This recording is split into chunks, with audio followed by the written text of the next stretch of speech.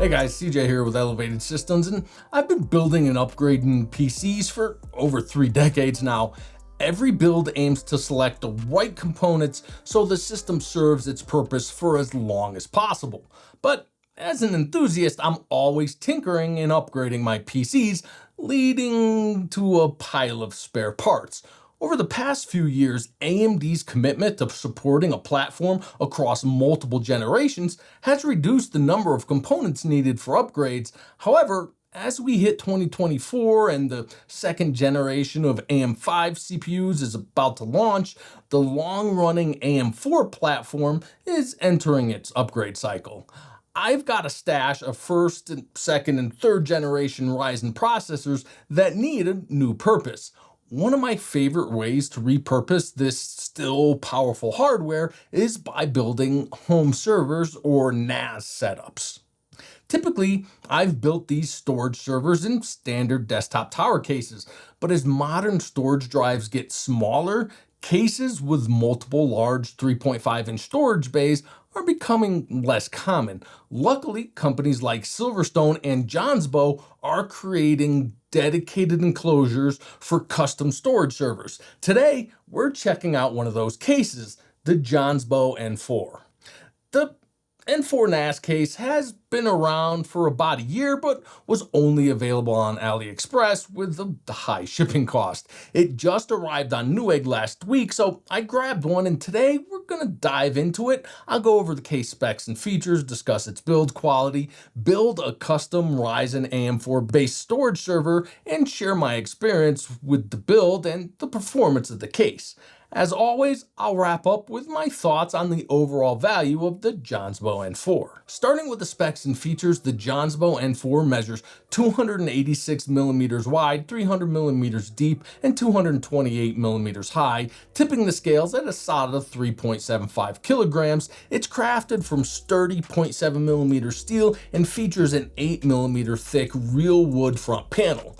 You can pick it up in black or white, and adding a touch of elegance to your setup. This is a dual chamber case with the top chamber supporting ITX or micro ATX motherboards and allowing for CPU coolers up to 70 millimeters tall. There are 4 PCIe expansion slots capable of holding low profile PCIe devices up to 230 millimeters long. Popping off the magnetically attached front panel on the bottom chamber reveals 4 hot-swappable 3.5-inch drive bays on the left side, with an additional 2 fixed 3.5 and 2 2.5-inch bays on the right, for a total of 6 hard drives and 2 SSDs. Spinning the case around, there's a removable bracket for the included 120 millimeter fan and a removable bracket for attaching an SFX power supply up to 125 millimeters long. The front panel I/O includes a LED ringed power button, a 5 gigabit per second USB Type A port, and an up to 10 gigabit Type C port. At the time of filming, the Jonsbo is selling for $118 US. To fully understand the features and overall build quality of the Jonsbo N4, I had to build in it. You can't adequately review any type of PC case without actually installing components, but before we get into the real world build experience, let's talk about the build and how the components I have on hand influenced my choice of this case. As I mentioned in the intro, the AMD Ryzen AM4 platform is entering its upgrade window, especially the early generations. While this platform is excellent for repurposing as a server hardware, there are some considerations. Firstly, none of the non-G Ryzen CPUs have integrated graphics, and although many server operating systems can be accessed headlessly, most AM4 platforms won't boot or even post without a GPU installed, whether integrated or dedicated. Another potential issue is the limited number of SATA connections, which might require a PCIe card to provide all the necessary drive connectivity. This means that for most AM4 server builds, you'll need at least 2 PCIe cards. This is where the micro ATX support of the N4 is incredibly handy. Most NAS cases, including Jonsbo's previous generations, are mini ITX enclosures that only support a single PCIe device. With the N4, I can fit both my RTX A2000 low-profile graphics card and my SATA card. If I just needed a simple VGA device to allow for the system to boot and maybe setting up the server, I could use a single width card like a GT210 and fit a third single lane card such as a 10 gigabit network card. Those extra PCIe lanes open a lot of options for a server build. Now, let's get into the build experience and see how it all came together. To kick off the build, I removed the front and top panels as well as the rear fan panel and PSU bracket, giving me wide open access to the interior of the case. This made it much easier to work with and install the components. For the motherboard, I'm going with a Gigabyte B450M DS3H. This board supports pretty much any Ryzen CPU, but for this build, I'm choosing the Ryzen 3 3300X. While this 4-core 8-thread CPU might be a bit outdated for gaming PCs, its 4.3 GHz speed makes it a great choice for a storage server. Plus, at just 65 watts, the stock Wraith Stealth cooler is more than sufficient. Although all non-APU Ryzen processors support error-correcting memory, it is motherboard dependent. This Gigabyte motherboard doesn't officially support ECC, but it does actually work. You may have to research your motherboard, but most non-MSI AM4 boards work. I'm installing a 16 gigabyte kit of unbuffered ECC DDR4 2666 RAM. At just 205mm wide, this Gigabyte motherboard is narrower than a standard 240mm wide MATX board, so I had to move a couple of the standoffs before installation. Also, since most of the space below is occupied by drives bays, there are only 2 small cable pass-throughs. So to make things easier, I pre-routed my power and SATA cables before installing the board. With the motherboard screwed down and the front panel connectors plugged in, I removed the small bracket, took out the replaceable PCIe covers, and installed my NVIDIA RTX A2000 graphics card and a 6-port SATA PCIe card. Next up, it's time to install the drives. The M4 comes with a set of rubber bushings and a rubber handle for each drive, which are installed with the included screws. Once that's done, you simply slide each drive into the bays. The SSDs use 4 of the same rubber bushings and smaller screws without the need for a handle. Finally, I connected all the power and data cables to the backplane and the extra drives, mounted the PSU to the bracket, plugged in all the power cables, and reattached the PSU and fan brackets. On the surface, everything seemed to go without a hitch. However, there are a few issues to note. First, the 4-drive backplane has a SATA power connection and a Molex auxiliary power connection. The user manual, if you can call it that, didn't provide much information on these power connections. Since I only installed 4 low-power 4TB drives, I thought a single SATA power connection would be enough, but it wasn't. The drives were not recognized by the system until I also connected the Molex power. Another issue I encountered was the 24-pin ATX power cable. The 300mm cable included with my Corsair SFX PSU was just long enough and was stretched tight. Considering this motherboard is almost 4 centimeters narrower than a typical MATX board, I was concerned, so I installed a standard 244mm board and the ATX power cable didn't reach. Not good. A 300mm cable is pretty standard for an SFX 24-pin power cable. Since the case was designed for an SFX PSU, it should work with that PSU without requiring extension cables. If your SFX power supply has a cable under 310-ish millimeters, you'll need a small extension. Not ideal, but luckily there is enough extra room either in the front of the top chamber or in the bottom chamber to store that extra extension slack.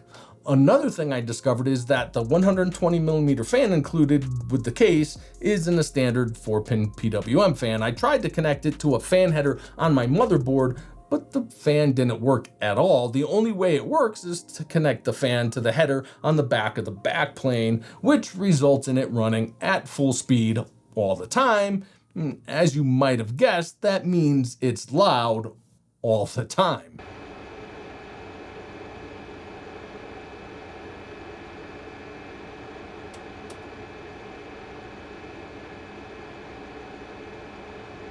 If you're keeping the N4 NAS anywhere within earshot, I highly recommend swapping out the stock fan with a standard PWM case fan so you can control that fan curve. With the fan running at max RPM, you'd expect the drives to stay cool, and they definitely do. I used a mix of drive types and capacities, making Unraid probably the best operating system for this NAS. For more details, you can check out my full Unraid installation tutorial. However, for time's sake and because some of the drives in here are borrowed from my backup server, for testing the thermal performance of the case, I opted to run a Windows environment and stress test the system using AIDA64 Extreme. The hard drives maintained a very cool idle temp of just 2 to 5 degrees Celsius above ambient. Under simultaneous load on all 8 drives, the hard drives hit peak temps of just 35 degrees Celsius, which is 25 degrees below their peak sustained operating temp. The SSDs peaked at just 46 degrees Celsius, comfortably at the bottom of their operating range of 45 to 85 degrees. The Ryzen 3300X under non-AVX loads maxed out at 88 degrees Celsius or 66 degrees above ambient. Overall, the thermal performance of the Jonsbo N4 is impressive, especially in the drive bays. While the simple Wraith Stealth downdraft cooler was able to keep the 65-watt 3300X in check and even provide enough secondary airflow for the motherboard and memory. Although full disclosure, I lost the motherboard I/O shield a long time ago, so the case has a little extra ventilation. Of course, thermal performance will vary based on the PC components used. With only 70 millimeters of clearance for a CPU cooler, you are limited on the max TDP you can run any CPU at.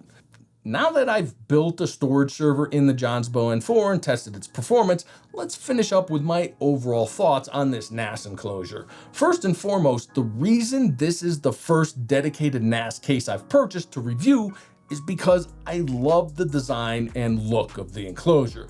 The simple addition of a solid wood panel transforms this case from a basic industrial cold steel cube into a warm and modern fixture that'll fit nicely into a contemporary desk setup. However, while I like the dark walnut and it works for my setup, a lighter maple option on the white case might be more universally appealing. Aside from the visual style, the design and build quality are also solid. The modular design, which allows for the top panel, rails, and rear panels to be removed, makes assembly much easier. The cable pass-throughs are tight, so you will need to pre-route cables. The addition of a high-speed USB-C port for fast direct file transfers is a nice touch. Apart from the issues I've already mentioned, one of the bigger oversights is the single backplane, resulting in only half your drives being hot swappable. One of the biggest benefits of a dedicated NAS enclosure is the ability to quickly and easily swap out drives. Having to remove the power supply to disconnect half of the drives in the NAS defeats that purpose.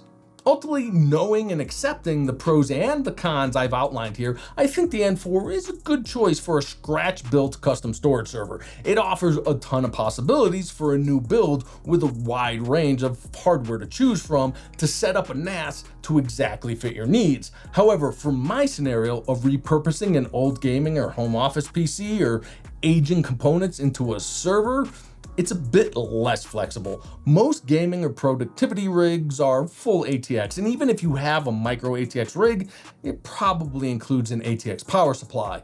While a low profile GT210 can be had for about $30, you will likely still be left with a full height graphics card on hand. So while the Jonsbo N4 is definitely more flexible than most of the ITX NAS enclosures on the market, if you're planning on rehousing a PC in this case, you're likely going to need to pick up 1 or 2 new components. However, if you're looking to repurpose a full ATX PC into a storage server, maybe hold off just a bit longer. Just last week, Jonsbo debuted their N5 NAS case at Computex, which will house mini ITX through eATX motherboards, full ATX power supplies, and full height graphics cards, along with up to 12 storage drives. It's a monster, but it might be exactly what you're looking for. It is, in fact, exactly what I'm looking for to rehouse my main server. So while it might not be available in the Western world for a while, I may actually spring for the crazy AliExpress shipping cost to get my hands on it early. Stay tuned and be sure to get subscribed so you don't miss that. If this video was helpful, be sure to give it a like and share your thoughts on the Jonsbo N4 below. Thanks for watching, and I'll catch you in the next one.